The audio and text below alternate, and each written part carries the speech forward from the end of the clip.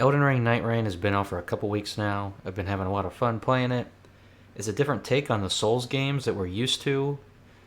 It's an action role-playing roguelike game. Elements of Elden Ring are still here with some new additions. It's a lot of fun. Let's get into it. This game's story takes place in a parallel universe to the normal Elden Ring base game. So, on there, the story took place in the lands between. On here, we're located in Limveld. Something called the Night's Tide is a fiery rain that will close in on you throughout the game, and it's up to the Nightfarers to take down the Night Lords and restore peace to Limveld.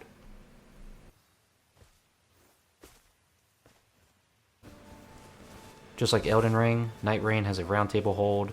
You can do many things here. Change your character, change your outfit, buy relics, equip relics, go to the training area, talk to other different Nightfarers that you can play as. Lots to do here, and if you go to the center table, you can commence an expedition and choose one of the Night Lords to go hunt down. I can wait. Unlike traditional Souls games, where you have a character and you can customize it and make it your own, on here you have preset characters with unique abilities.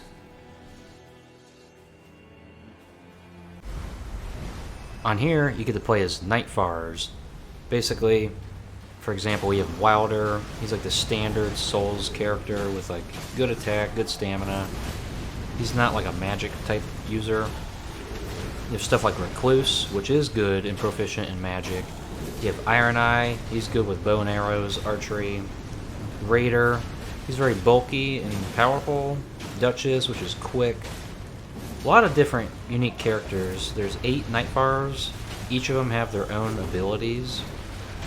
They also get access to a super art charge attack, which is a devastating attack, or if you play as someone like Revenant, you can revive people with it and make them immortal for a little bit. So each character is great. Some might have better advantages in certain type of scenarios, but they all play great.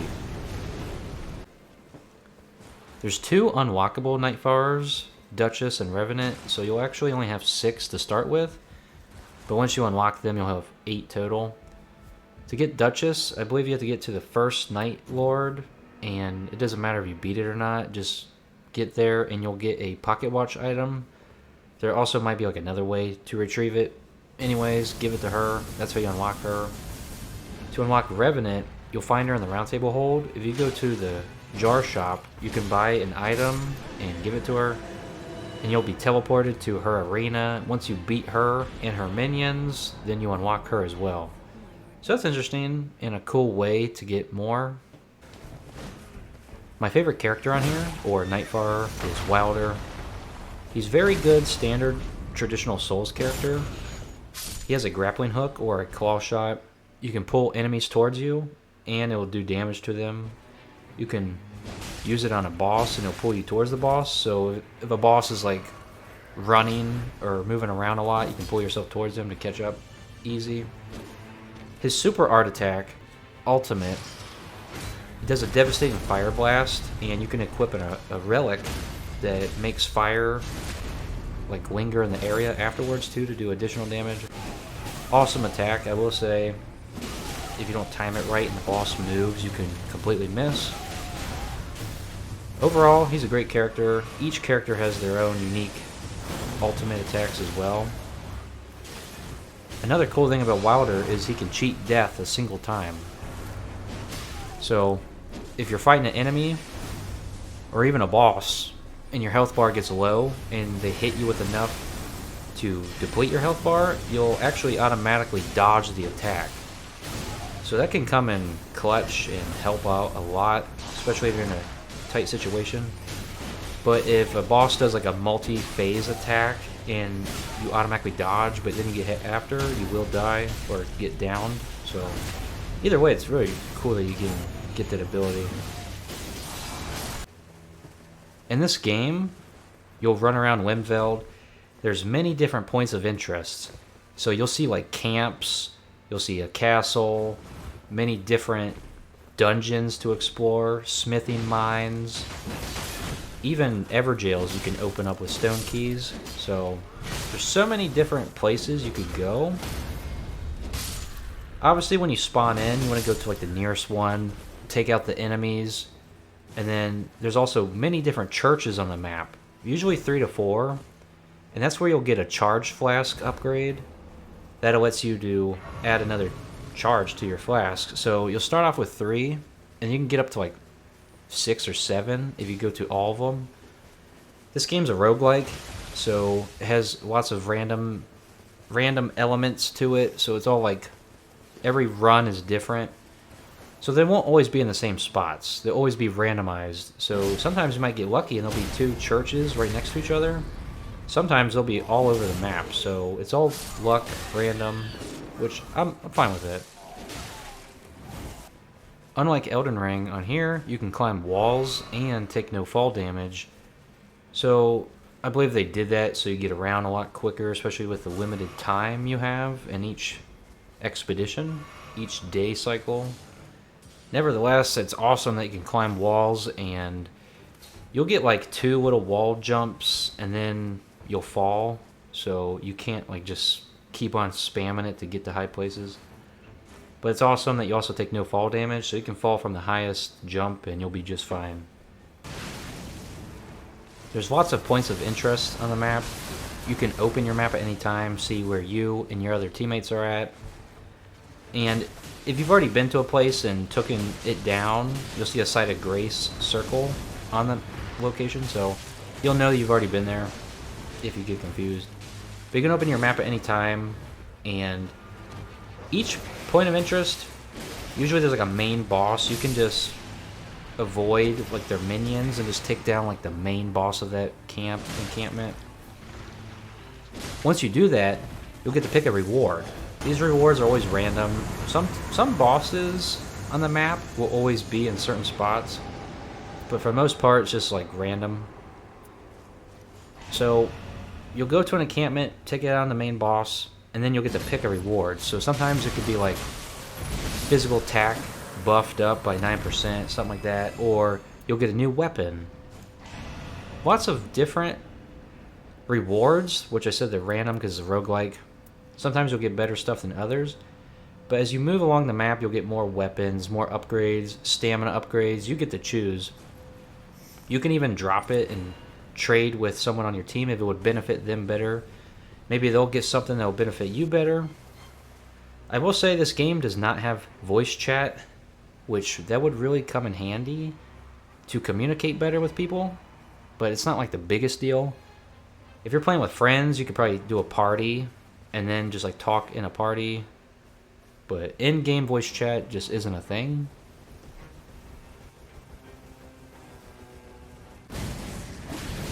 If you or your teammates lose all your health, you'll go in a downed state and you'll need to be revived. Basically, your teammates will just have to keep hitting you until the bar is completely eliminated, and then you'll get up. Each time you get down, it'll add another bar to it, so it can go up to 3. You don't want that to happen, because if you're in the middle of a boss fight, it'll take years to revive someone. It'll take super long. I believe if you go to a site of grace, just visit a site of grace, it will restart it back to just 1 when you get down. If you don't ever visit a site of grace, then next time you go down, if you've already been down twice, it'll just be 3 automatically, so you don't want that. Visit a site of grace, refresh it. Also, site of grace is on here. The currency on here, runes, traditionally, I believe it's called Merc on here. It acts the same. Unlike Elden Ring, where you would level up a specific stat, like strength or stamina, whatever. On here, you just visit a site of grace and it levels up everything at once. So you don't have to waste time like upgrading a single stat, because they'll all go up and they'll scale up with your weapon and everything, so that's cool. There's many different smithing mines that you can find on the map. At the very end, there'll be a different boss. It could be like the pumpkin head guy, it could be a giant troll. Defeat those, and you can pick one of two items, but obviously you want to go there for the smithing stone number 2, the purple smithing stone. Basically, this game has weapon rarities. You'll have the uncommon weapons, which are just like gray and black, and then you'll have blue, which is uncommon, and then you'll have the purple, which is a step above the blue. Some bosses, when you defeat them in the fields, not like the Night Lords, you'll get like a gold weapon, which is even higher tier than that. So you can use normal smithing stones to get to the blue, but you really want the purple. And some weapons already come at that legendary status, so it's all just RNG. But yeah, go to the smithing stone mines and get that. That'll help out a lot. There's lots of different Everjails to open, and they all have different tier bosses. Some bosses will reward you with more runes. So basically, you find a stone key sword. Sometimes you can find them at like certain cathedral looking areas where they like blow bubbles, I believe. And usually like in a treasure chest you can open. Places like that. Open the Everjails, defeat the bosses. You don't know who you're going to fight. Some might be easier than others, but that can definitely help you out a lot. Basically, you can only go up to level 15 on this game. Each expedition, if you will, each round of match you play, you'll start off at level 1. So when you first start off in the map, you want to try to get levels quickly. The max level is 15. If you're not like synchronized with your team, by the time you get to the Night Lord, you might only be like level 10 or 11. Typically I get to like 11 or even 12 on average. But the higher the level, the higher all your stats will be, so it'll really help out a lot if you try to get a lot of runes.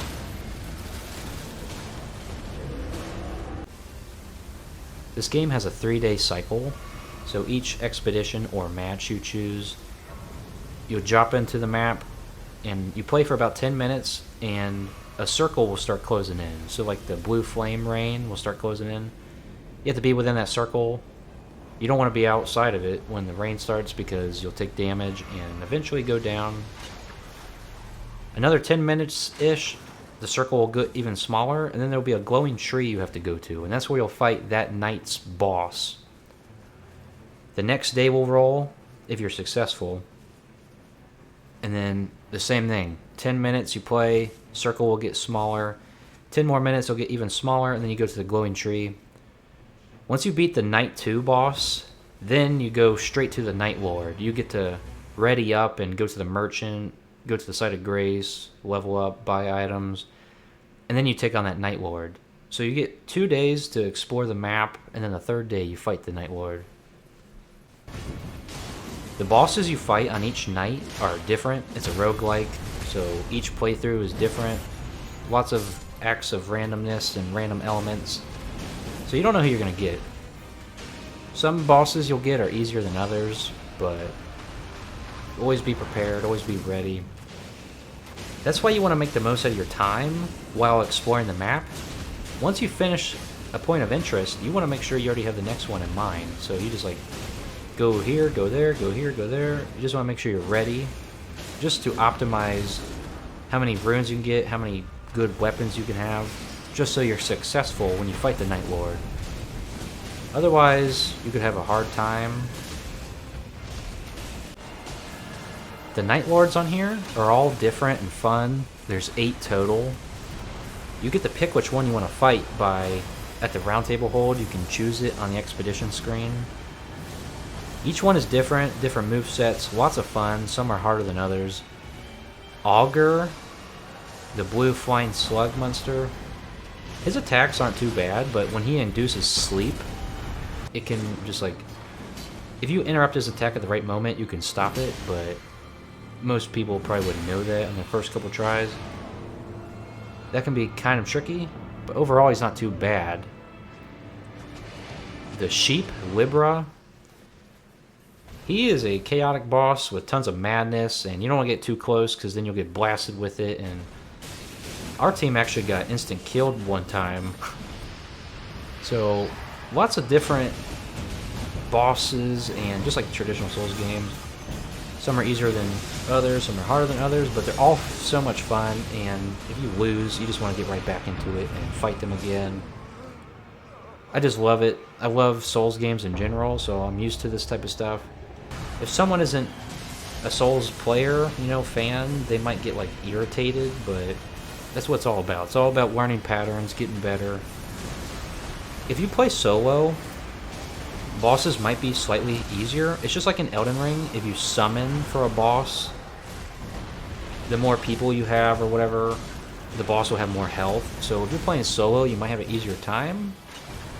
But the whole point of this game is to play with other people, you know, and it's a lot of fun doing that, you know. Though there's no voice chat to communicate properly, you can still mark points on your map of basically telling people where to go, so you can do that. Back at the round table hold, you can buy relics from the little bazaar, and you can go to like a relic site in the round table hold and customize them. Basically, these, you can equip 2 of one color and then 1 of another. So for Wilder, for example, you can equip 2 red, 1 blue. These can be anything from 2+ strength, 2+ dexterity, and then your super art will do fire damage. And then you have another one. This one recovers stamina with critical hits, and you dodge quicker, stuff like that. For example, when you defeat bosses, they'll give you a relic too, and the relics they give you are pretty awesome. So there's so much customization on here, and as I mentioned before, you can equip different outfits. Every time you defeat a Night Lord, or how far you get in each expedition, you'll be granted like Merc or whatever. And that's what you can use to buy costumes. But with the relics, you want to customize them to best benefit you with that specific character you play as, specific Night Lord. Lots of customization, and they can come in handy a lot. Another thing to add, sometimes there'll be world map changing events, and there'll be like locations you can go to on the map depending on what expedition you pick. For example, there'll be like a place to go into the mountaintops, and you'll touch it and you'll gain like frostbite resistant power. So that's another thing you can do, although it may seem like a waste of time with how little time you have. It's still worth going up there, especially if you're like looking to get all the trophies and stuff, / achievements. But the map world-changing locations are pretty cool to explore.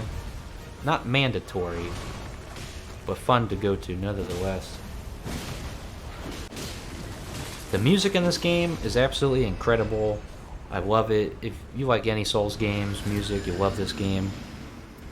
The Augur boss fight theme with like the piano, it's so haunting, and like it just sounds awesome. I just love it, and it's very like atmospheric.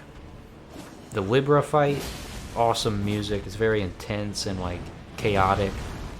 Even the Sentient Pest boss fight music, that's also like up there, and it's like epic in his second phase. I love the music on here. Absolutely fantastic. Everything from the gameplay to the bosses and the bosses' second phases, the music, the locations to explore. This game is phenomenal. I love it. It's super addicting. You just want to keep getting back into it. Once a match ends, you want to get right back in and try again. It is the same map every time, but it will look slightly different. Like one time on a certain expedition, there'll be like a volcano eruption. There'll be a snowy mountain. It's always slightly different, but the core map stays the same. So you'll get acquainted with it, and you'll like learn your way around it. There's always like a castle in the center with tons of bosses in it, which is good to get levels, you know, and weapons upgrades. This game is $40. I think it's worth it, and it's a lot of fun. If you love Souls games, or maybe you never tried one, this is a good one to play, and it's a different take on them because it's like roguelike. You don't really pick like your weapons and stuff. It's just random, and sometimes you'll get something good, sometimes you'll get something bad. It's awesome. The only thing I could complain about is like lack of voice chat, which it's not that big of a deal because you can like mark spots on the map, and that's basically a way of communication, I guess. No voice chat. There's also no way to do like duos at the moment, which that doesn't really bother me. Lack of voice chat. That. Nothing else really is a good price, and I love it. It's a lot of fun, so much replayability. And running back to the Night Lord, it's not just like a traditional run back from a previous Souls game. Now you gotta play like 30 minutes just to get like another try at it, which that's not bad either. Honestly, I love this game. The matchmaking might feel a little weird. It might take a couple of tries to get like a match going sometimes. You have to like enter a match and just like cancel it because it'll take forever to search. Sometimes you'll get paired instantly. Overall, nothing really to complain about besides like no voice chat, I suppose. Awesome game. Definitely go play it. And I'll see you next time.